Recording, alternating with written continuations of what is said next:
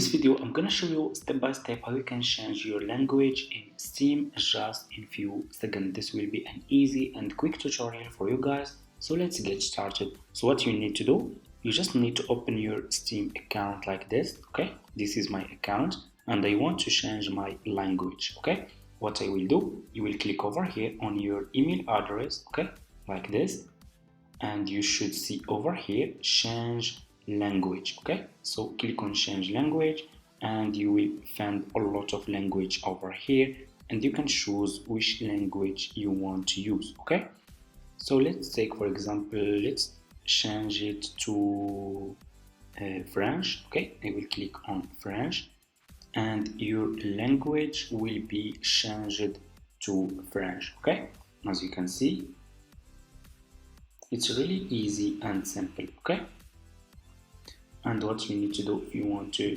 get it back, I will click on my email address again, change language, and I will use English. Okay, it's really easy and super easy. After you finish, scroll down, click on save. Okay, just click on save, and that's it. Okay, that's how you can change Steam language just in few seconds. Thank you so much for watching and see you in my next video.